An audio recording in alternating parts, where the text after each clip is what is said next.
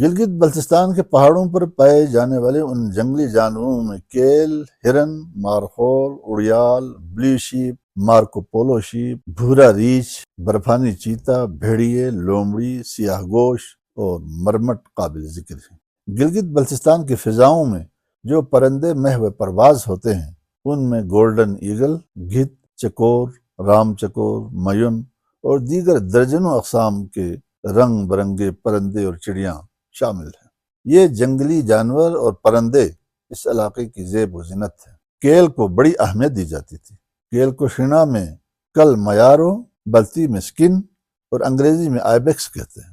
گلگت بلتستان کی چٹانوں پر منقش آئیبیکس کی تصویریں اس بات کی دلیل ہیں کہ اس دور کے انسانوں کی اس جنگلی جانور سے وابستگی اس حد تک مضبوط ہو گئی کہ وہ لوگ اس کو متبرک اور دیوتا کے پالتو جانور تصور کرنے لگے۔ مقامی راجاؤں اور امیروں کے دور میں گلگت بلتستان میں شکاریات کے باقاعدہ اصول و قوانین وضع تھے۔ جنگلی جانوروں کے تحفظ کے لیے ان اصول و ضوابط پر من و عن عمل ہوتے تھے۔ آزادی کے بعد سے یہ شعبہ ویران ہو گیا۔ بے دردی سے شکار کر کے ان جنگلی جانوروں کا قلع قمع کیا گیا۔ سب سے پہلے سیاچن ٹائمز دیکھنے والے تمام احباب کی خدمت میں میرا محبت بھرا سلام پہنچے۔ میں ہوں آئینہ گلگت بلتستان پروگرام کا میزبان محمد حسن حسرت۔ معزز ناظرین، آج ہماری گفتگو گلگت بلتستان میں جنگلی حیات کے موضوع پر ہوگی۔ متفرق موضوعات کو پروگرام میں شامل کرنے کا مقصد گلگت بلتستان سے متعلق مختلف شعبوں کے حوالے سے آگاہی حاصل کرنا ہے اور موضوعات کو تبدیل کرتے ہوئے پیش کرنے کا مقصد یہ ہے کہ ناظرین اکتا نہ جائیں۔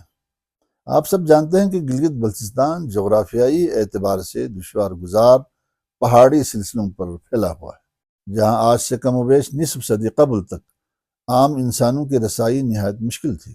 ابتدائی حجری دور میں گلگت بلتستان کی ان سنگلاخ وادیوں میں انسانی آبادی بھی نہ ہونے کے برابر ہو گئی، چونکہ جنگلی حیوانات کے لیے گھاس چرنے کے علاوہ امن و سکون سے بھرپور ماحول کا حامل قدرتی مسکن ہوتے تھے۔ اسی لیے یہاں قدیم زمانے میں جنگلی حیوانات کا راج رہا ہوگا۔ ان جنگلی حیوانات میں سے خصوصی طور پر کیل یعنی آئیبیکس کی اکثریت ہوگی۔ گلگت بلتستان کی چٹانوں پر منقش آئیبیکس کی تصویریں اس بات کی دلیل ہیں کہ اس دور کے انسانوں کی اس جنگلی جانور سے وابستگی اس حد تک مضبوط ہو گئی کہ وہ لوگ اس کو متبرک اور دیوتا کے پالتو جانور تصور کرنے لگے۔ گلگت بلتستان کے پہاڑوں پر پائے جانے والے ان جنگلی جانوروں میں کیل، ہرن، مارخول، اڑیال، blue sheep, Marco Polo sheep, بھورا ریچھ، برفانی چیتا، بھیڑیے، لومڑی، سیاہ گوش اور مرمٹ قابل ذکر ہیں۔ ان میں بعض تو حلال گوش ہیں جبکہ بعض درندے ہیں۔ یہ جنگلی جانور اور پرندے اس علاقے کی زیب و زینت ہیں۔ ان سے اس علاقے کے فطری مناظر میں خصوصی رنگ آتا ہے۔ یہ قدرتی وسائل اس علاقے کے لوگوں کے لیے اللہ تعالیٰ کی طرف سے بہت بڑی نعمت ہے۔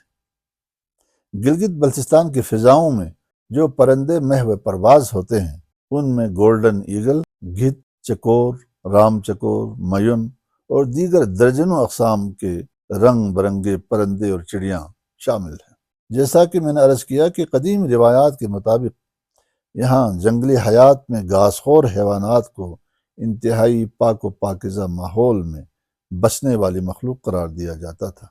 بالخصوص کیل کو بڑی اہمیت دی جاتی تھی۔ کیل کو شنا میں کل میارو، بلتی میں سکن اور انگریزی میں آئیبیکس کہتے ہیں۔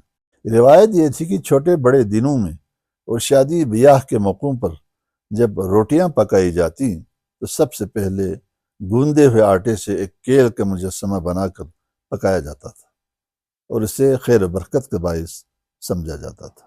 دوسری طرف دیکھا جائے تو بنی نوع انسان نے ہر دور میں اپنی ضروریات زندگی اپنے ارد گرد کے ماحول میں موجود قدرتی وسائل سے پوری کی ہے جن پر اس کو آسانی سے دسترس ہوتی۔ یہ بات بھی اپنی جگہ درست ہے کہ حجری دور کا انسان عام طور پر گوشت خور رہا ہے۔ مقامی راجاؤں اور امیروں کے دور میں گلگت بلتستان میں شکاریات کے باقاعدہ اصول و قوانین وضع تھے۔ جنگلی جانوروں کے تحفظ کے لیے ان اصول و ضوابط پر من و عن عمل ہوتے تھے۔ آزادی کے بعد سے یہ شعبہ ویران ہو گیا۔ بے دردی سے شکار کر کے ان جنگلی جانوروں کا قلع قمع کیا گیا۔ ان شکار کھیلنے والوں میں زیادہ تر ارباب بست و کشاد ہی ہوتے تھے۔ ویسے تو گلگت بلتستان میں جنگلی حیات کے لیے 1975 میں پہلی بار محفوظ مقامات قائم کیے گئے، مگر عملاً جنگلی جانوروں کی بربادی کا سلسلہ جاری رہا۔ البتہ گزشتہ 20-25 سالوں میں بعض علاقوں کے لوگوں نے مقامی کنزرویشن کمیٹیاں قائم کر کے جنگلی جانوروں کے تحفظ کے لیے کام کیا۔ یہ اب بڑی خوش آئین بات ہے کہ ہر سال ٹرافی ہنٹنگز کے ذریعے یہ کمیونٹیز پیسے کما رہی ہیں۔